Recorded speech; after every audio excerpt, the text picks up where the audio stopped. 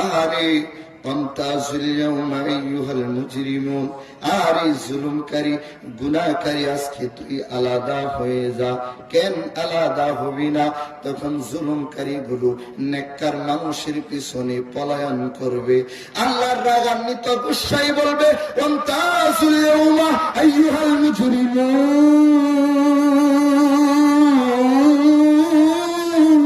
আল্লাহু আকবার। ওয়ামতাজুল ইয়াওমা আইয়ুহাল মুজরিমুন। রাগ গুসাই রব বলতে থাকবে, আহারে গোলাম, আহারে জিনাকারী, আহারে সুদখোর, আহারে মদখোর, আহারে গাঞ্জাখোর, আহারে বাতিখোর, আহারে দুনিয়ার মানুষের হক খাইছো, আহারে বোনের হক খাইছো, আহারে সমাজের মানুষের হক খাইছো, আহারে মানুষগুলোর জীবনটা তামা তামা কইরা দিছো। নামাজ নাই, সাজদা নাই, রোজা নাই, ঈমান নাই, যাকাত নাই, হজ নাই। আজকে তুই নেককারদের থেকে আলাদা হয়ে যা। ওয়ামতাজুল ইয়াওমা আইয়ুহাল মুজরিমুন।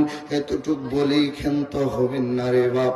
আল্লাহ সেদিন যখন দেখবেন গুনাহগার গুলো আলাদা হচ্ছে না, আল্লাহ তখন জানায় দিবেন, ও জাহান্নামের ফেরেশতারা রে, এখনই যাও জাহান্নাম থেকে জাহান্নামের করার শিকল গুলো নিয়ে নাও, আগুনের শিকল গুলো নিয়ে সেই বান্দাদেরকে টেনে টেনে তোমরা জাহান্নামে নিয়ে যাও। নাউজুবিল্লাহ।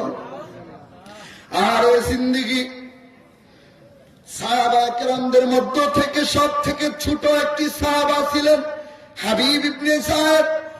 আরে হাবিবকে দেখা মনে পড়ে গেল, হাবিব ইবনে সাদ ছোট্ট 16 বছরের সাহাবী, ছোট্ট একটা সাহাবী হাবিব ইবনে সাদ, ছোট্ট সাহাবী।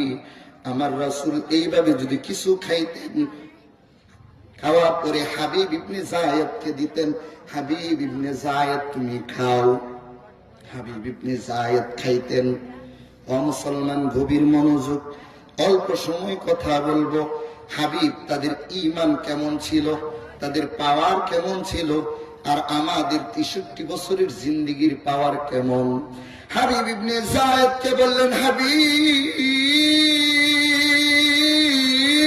এদিকে কাফেররা, উতবা সাইবা আবু জাহেলরা হাবিব ইবনে যায়েদকে ধরে নিলেন, ধরে নিয়ে গাছের সাথে বাঁধলেন, রড দিলেন, রড দিয়ে বাঁধলেন, দু পায়ের মধ্যে বাঁধলেন।